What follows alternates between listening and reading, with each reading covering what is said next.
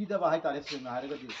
ꯑꯗꯨꯒꯨꯝꯕ ꯁꯤꯒꯨꯝꯕ ꯃꯐꯝ ꯑꯣꯏꯔꯤꯕ ꯇꯨꯃꯨꯈꯣꯡꯒꯤ ꯏꯐꯝꯗ ꯂꯩꯔꯤꯕ ꯈꯨꯟ ꯉꯥꯛꯄꯁꯤꯡ ꯑꯃꯗꯤ ꯃꯐꯝꯁꯤꯗ ꯉꯁꯤ ꯇ꯭ꯔꯦꯅꯤꯡ ꯍꯥꯡꯗꯣꯛꯆꯔꯤ ꯑꯗꯨꯒ ꯑꯩꯈꯣꯏ ꯁꯤꯒꯨꯝꯕ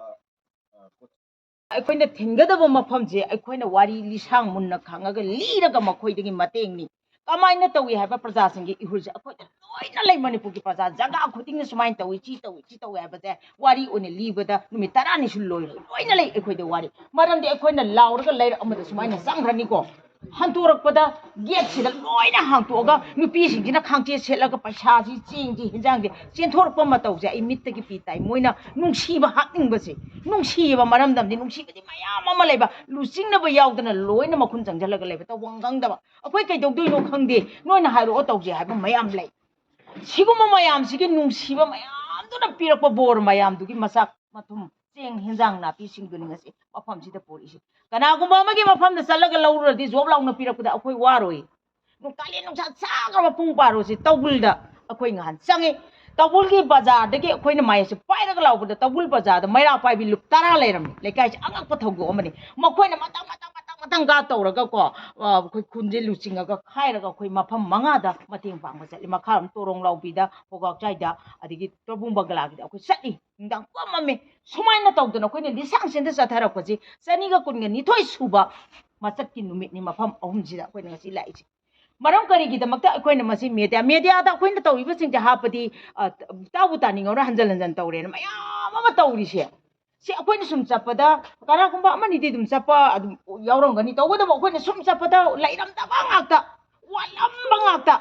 सिदा अखोयना नॉलेज अम फंगे करी नॉलेज फंगे कुकीना कापा कांदा बोम थादरा कांदा अखोय चाइसुना नोय कामनारा कांदा लान ओइबदो खनबा कामनाद्र कांदा लान लैतबगुम तुमिनना लैबा लान ngakpa चकीबा चाइसुजिंगदुदि हलक्ति मोय करी चारमगनि जे कैदो खनदैनो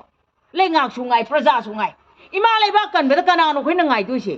सेसोने ना अखोयना इज्जत येंग लेगे इमा लैबाजे कुकीदे पिथुकी जायदा इंदा गोमेगी मिनाई नाइ थांगदा अखोय हिंजे हायरबा सी पोसे अखोय सुगा याजनिंगदेबा अदुना अखोयगी थवाई मेरेंगी मनिंगदा कनागो मेमदा अखोयना थमदे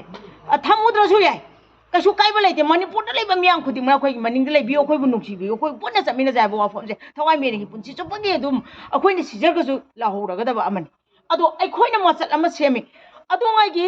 सोगली सेमंग सानी पान 18 पोइनु की 10 हुमदोइनी पोइनु हाइसे हुजिकांगी आंगांसिंगनेदि खंगदबाय डिसेंबर थानी पोइनु हाइसे पोइनु की 10 हुमदोइनी पांबा वाकिंग 13 पांबा नुमिसिदा अवाना कंगला पाइरिने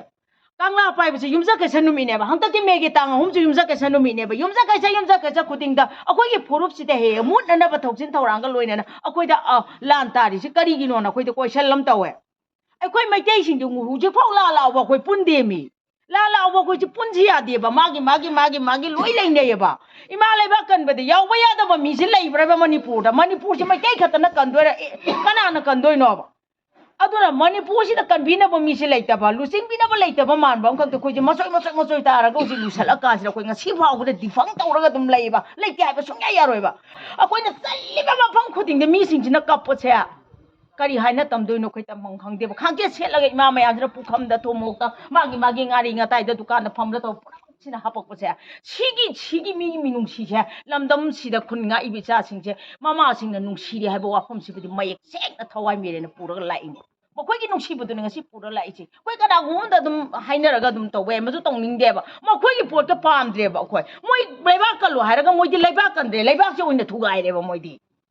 मतम अमगी इपा इपु मखोंद खुमुक तोंगदबा खुदै अमा सेलगा फी अमा यालगा फुरी मतल अमा लेलगा उतो वातो तो पाइरगा लैजरमबा अदुगुंबा इपा इपुनदि लमदमसे कल्लगा ngasi अखोयगिदम थंबिरमेबा ngasi लाइरेक लासु हाइरबा पैसा पाइबा सेंजाव पाइबा अखंग अहि मयाम अमा मणिपुरदा लै मुइ लेरकान मणिपुरसे मुटले मुट्टी हाइगेराबा हुजिकि खोइना हंगनिंगबा वाहंगसे मोइदा हंगकादा मोइना पिबा पाखुम तानिंगे अदो मोइदि मनासु पांगे ममिसु तांगे मथमुइसु पांदे मी माबानि मोइदि जीव मखल अमा ओइरेबा वाफमसे सिबुसु मयक सेंगना थमनिंगबा याम पेंदेबा खोइदा मनम कदि गिदम त खोइदा फ्री ओहेंद्रिनोबा अखोइना थोंगलिसिबु लानब्रेबा इमा लेबा कल्लगे इसा इसु कनगे इसा इसु फाबिगनु इसा इसु हापिगनु लमदमजे मीना लदा हलकनु अखोइ इने चिंगना लगे हाइबसिसु लान तारदि मणिपुरसे मांगसनु अखोइ चेंग्रेगा कुकी लेवर हायकनु हाराउदोरि Raiba Ima leba kan bede ya da ma ya mama leba dang na tawri je kamai taw bono ba moi mara loi leba loi huran bo ra jala ba kan bada mai te ima sing ne lauki ba ron suna gi mioi changwa khakta na manipur kali ne ba khongmilam changwa khatana ngasi gi mayam mama leira kan mi sunga mi ji kai haino mi gi ngamo oiroi de bani ima leba kan ge tho adi kana amta gi maning da su lai ne de mama nyam la ba khoi na sapet ai manam nam ba da ne Khardah बुङो नंगु सही क्या सुरगेने हाइरे सही तरा तरुक ना high थमोइ जे काय अदेगे सुम हन्दबो ओइने सुम थेंने ngasi na मुछि थेंने जे काय no सि अखोइ द पुबा याद्रबा मो ओइरेबा ना लमदम सिदा लेरिबा अखोइगी प्रजा सिंगी मराइबा